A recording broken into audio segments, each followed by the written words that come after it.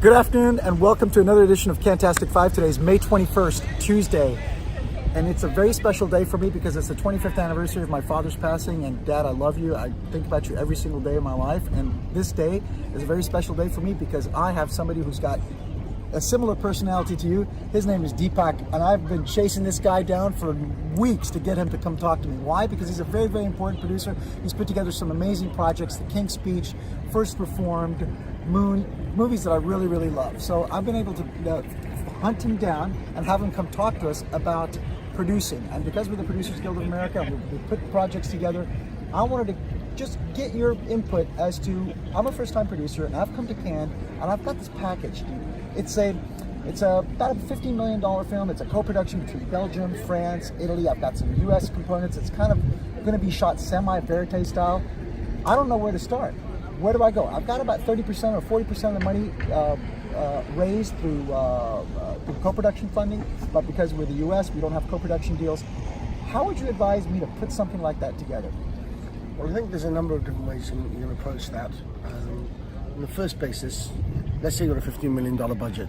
You're going to get a lot of soft money in there, so you're still left with commercial money you need to find, whether it be equity or whether it be some form of debt. At that point, you're not going to attract that money unless the commercial viability of your show is standout.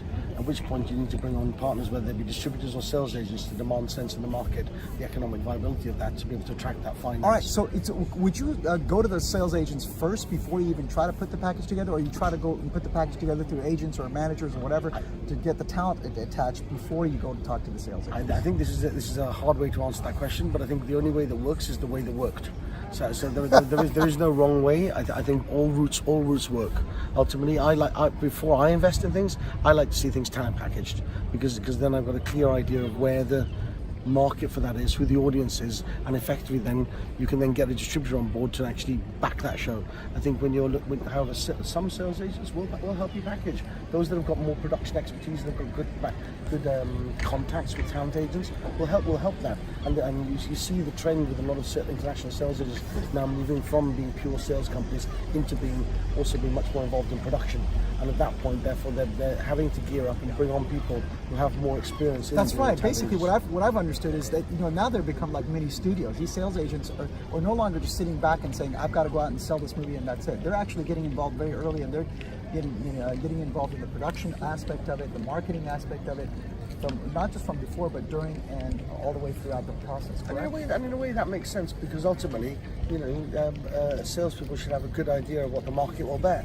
So at which point, if you've got a sales company behind you, they should have and they're helping you talent package or produce it, they should have a good idea of the economic value of that film. And therefore, if they get behind it, they can place that then with the distributors that they know and have good, how would you put it? It's almost like demand sensing, like they're taste testers, something in that sense. Without naming any particular sales agents, in the sense there are some standout sales agents who really have got a good eye for quality talent. They know what their distributors want in the various territories, and effectively almost placing shows at that point. However, that's not to be said that you can't be an auteur, and you can obviously always be a writer director. You can attract good talent and then go that way and bring commercials afterwards. First Reformed, for example, did not have a distributor up front involved in it when we went into that. Well, there you have it, guys. We have been able to have the privilege of talking to Deepak Sikka, a first-class filmmaker and producer, and hopefully next year this kind of advice will help us get on that red carpet. We'll see you tomorrow for the last edition of Cannestastic 5. This has been day 8. My God, I can't believe we finished it. What do you think? I think we're going to be able to come back to you tomorrow and finish it all off for 2019. Thank you for joining us.